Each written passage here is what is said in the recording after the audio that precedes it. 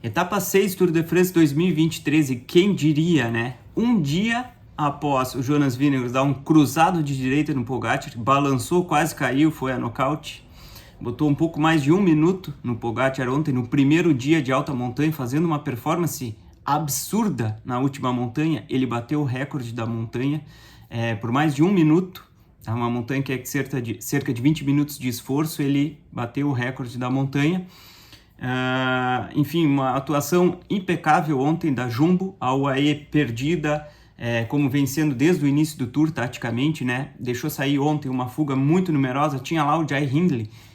É assim, ó, impressionante que hoje eu vi dos diretores da UAE, eles falando que demoraram a perceber que o Jai Hindley estava na fuga. Cara, isso é inadmissível, isso, me desculpe, mas é muito amadorismo.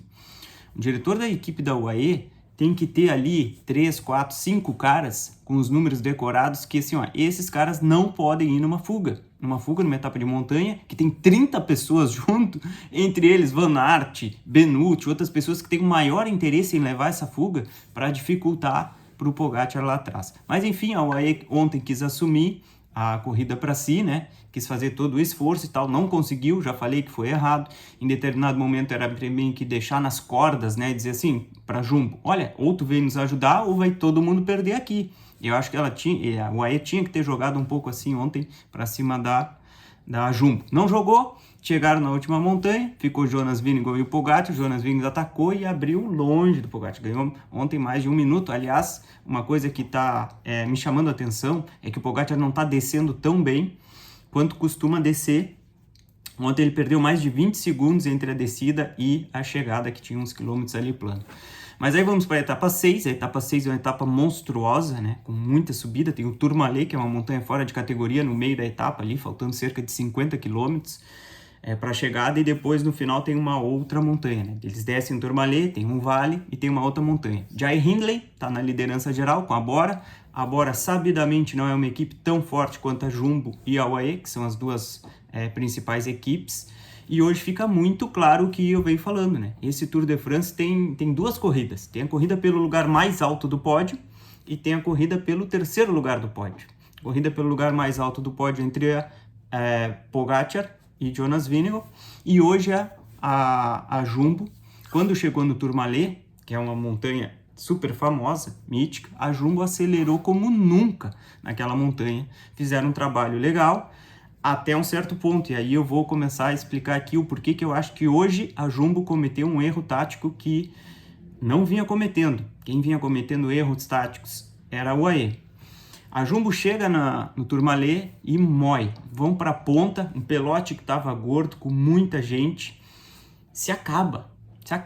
Chega um determinado momento dentro ainda do Tourmalet que só tá Sepp Kuss, gregário de luxo, que merece um aumento, fez o Roglic ganhar o Giro de Itália recentemente. Tinha minhas dúvidas se ele ia estar bem recuperado para trabalhar bem para o Jonas Vingegaard, não tenho mais a menor dúvida. Sepp Kuss destruiu o pelotão hoje no Tourmalet. Ficou então Sepp Kuss, ficou Jonas Vingegaard na roda dele, ficou Tadej Pogacar, ficou um pouquinho Jai Hindley por algum tempo, e depois Jai Hindley, que está de líder na geral, não aguenta e fica só os três. Ou seja, fica um gregário do Jonas Vingegaard, fica o Jonas Vingegaard e fica o Tadej Pogacar. Em certa altura, próximo do fim do Tourmalet, o Jonas Vingegaard ataca e tenta largar o Pogacar. Aqui eu vou dizer que começa o erro da Jumbo. Até então, a estratégia vindo de casa, digamos assim, onde eles combinaram no ônibus o dia anterior, tá ok, ao meu ver. Cara, o Pogacar balançou no dia anterior. Vamos nocautear ele hoje, porque o Pogacar vem de uma lesão, provavelmente ele vai melhorar ao longo do Tour, então se a gente puder já acabar com ele agora, vamos acabar com ele agora. Só que o que acontece? Jonas Vingegaard ataca e o Pogacar, que está na roda hoje pela primeira vez o dia inteiro na roda, a equipe dele não trabalhou, aliás a equipe dele se despedaçou no Tourmalet, mas isso é outra história. O Pogacar consegue seguir o Jonas Vingegaard e o Jonas Vingegaard fica levando, e dá para ver as bandeiras tremulando lá no Tourmalet, tem vento, então quem está levando está fazendo muito mais esforço do que quem está no vácuo, mesmo na subida como o Tourmalet. E o Pogacar senta na roda dele, consegue permanecer ali. Depois, em entrevista, ele fala, cara, quase, né, não aguentei no Tourmalet, estava muito forte. Aliás, eles bateram o recorde ontem na montanha final da etapa anterior, né, da etapa 5, e hoje no Tourmalet eles bateram o recorde que tinha 30 anos de duração. Então assim, vamos rezar que não tenha nada aí que a gente venha descobrir logo, tá? Mas a performance dos dois tá assim, ó, a performance tá fora de categoria, entende? Além da montanha ter sido fora de categoria, a performance tá fora de categoria. Então assim, ó, os dois estão num outro nível como já a gente esperava, né? Sabia que isso ia acontecer. Mas enfim, o Jonas Vingegaard leva e o Pogačar ali, entre aspas, confortável, embora ele tenha dito que depois, né, tava quase largando as cordas mesmo, ele aguenta e fica na roda. Aí é o primeiro erro que eu vejo da Jumbo. Cara, a nossa tática era, vamos largar o Pogačar, e tem que ser o Pogačar, não adianta largar o Hindley, não adianta largar o Simon Yates, não adianta largar Gaudu, esses outros não interessam. Quando eles botarem para acelerar mesmo, eles vão sempre largar esses caras. O negócio é largar o Pogačar. Tentamos, não largamos o Pogačar. O que eu faria se eu sou a Jumbo? Cara, relaxa, responsabilidade de fazer a prova, nós estamos na frente, nós temos 1 minuto na frente já do Pogačar. A gente não tem que nocautear obrigatoriamente hoje o Pogačar. E eu tinha dito também ontem, né? Se eu sou o Pogačar, eu só sigo roda. Eu tomei um cruzado de direita no dia seguinte eu vou lá humildemente e fico só de roda e o negócio é não perder tempo. Beleza.